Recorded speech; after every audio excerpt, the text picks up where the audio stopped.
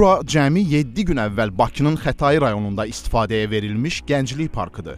İlk gündən böyük sevincə səbəb olan parkda istifadədən sonraki vəziyyət heç də ürəkaçan deyil. Zibillər pərakəndə şəkildə ətrafa atılır, natəmizlik əhvalı korlayır. Əsrarəngiz gözəlliyə malik park təəssüf ki, bu şəkildə çirkləndirilir. Bu isə hər gün minlərlə insanın üz tutduğu məkanda xoşagəlməz mənzərəyə səbəb olur. Unutmayaq ki, bu gözəllik biz sakinlərin istirahəti üçün nəzərdə tutulub. Hər birimiz burada təmizliyə riayət edərək belə xoşagəlməz halların qarşısını almalıyıq. Yəni, cəmaatımız belə yeni salınmış parkın nəzarətinə fikir vermir. Gördüyünüz kimi zibil qablarında hamısı tərtəmiz. Hər bir yarım saatdan 40 dəqiqədən bir bütün zibil qabları hamısı təmizlənilir.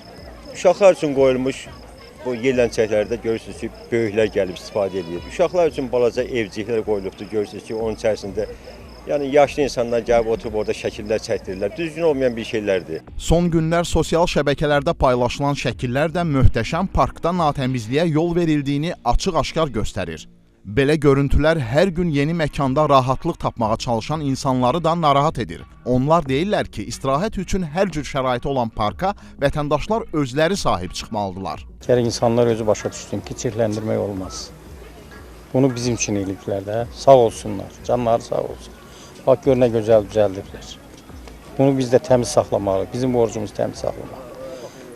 Natəmizlik eləyənə biz nəsə deməliyik ki, olmaz çirkləndirmək parkı. Mən elə insanlardan xahiş edirəm ki, belə parkı çirkləndirməsinlər. Gözəl, göyçək, hamı da şən pravan gəzir. Xahiş edirəm, elə bir zibilli şeylər atmasınlar. O zibili hara atacaq? Zibil qutuları var. Zibil qutuları qoyublar. İstədiyimiz vaxt zibil qutusuna boş olanda ata bilərik. İstəyirəm ki, hər ana öz uşağına diqqətlə baxsın, tökməsin yerə, təmizliyə riayət eləsinlər. Əlbəttə bunu istəyirik. Parkda gəzərkən natəmizlik ilə yanaşı başqa üzücü məqamlarla da rastlaşdıq. Burada quraşdırılan əyləncə vasitələrindən kobud şəkildə istifadə olunurdu. Neçə nəfər minmişdiniz bura? 2. Dəqiq 2 nəfər idi. 2 nəfər deyil də çox idi. Yəni bu hər birimiz üçün nəzərdə tutulub. Yəni siz onu artıq adam minərək xarab edirsiniz, yararsız vəziyyətə salırsınız. Yəni niyə belə edirsiniz? Özür sayın.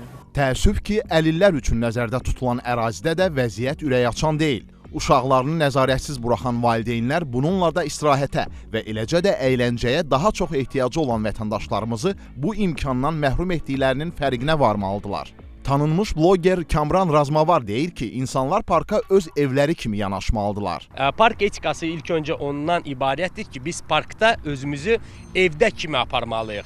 Biz parkdakı təmizliyi riayət eləməliyik və necə evdə biz baxırıq təmizliyə, ümidvaram ki, hamımız təmizliyə baxırıq, elə də parkda özümüzü aparmalıyıq. Yoxsa biz ora butulka atsaq, burada bilmirəm göldə kimsək, nə olar onda? Cəmaət qonaqlar gələndə görəcəklər, deyəcəklər ki, bu insanlar niyə belə özlərini aparırlar?